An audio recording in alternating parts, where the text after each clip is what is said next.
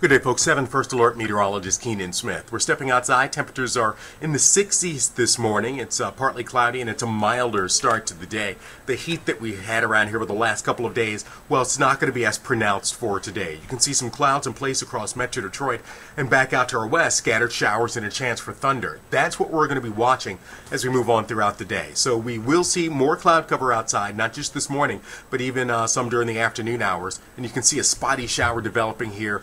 This is now approaching noon, and you can see a chance for a shower across parts of St. Clair, Macomb County, maybe even Oakland County. We have a more unsettled atmosphere, and you could see a chance for showers and thunderstorms developing this afternoon, primarily on the west side for Oakland, for Livingston, parts of Washtenaw and Lenawee counties, and we'll keep a chance for showers and storms overnight tonight. Now, our storm threats here show a marginal risk of severe weather for most of us, which means we have some of the elements in place, but we have a slight risk for parts of Washtenaw, Lenawee, and for Livingston counties. My primary concern here is going to be the potential for large hail and heavy rainfall. So the weather impact, we're going to put it in the moderate zone today, but certainly we could see a strong, perhaps even a severe thunderstorm both today, this afternoon and evening, and overnight tonight.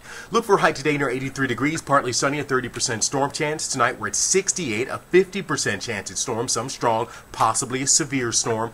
Looking for temperatures over the next couple of days that are in the 80s, 86 on Thursday, 89, near 90 degrees for Friday, still elevated temperatures for Saturday with a high of 87 degrees, 85 degrees for Father's Day with a 40% chance at showers and storms. The next completely dry day is Monday with a high of very refreshing 76.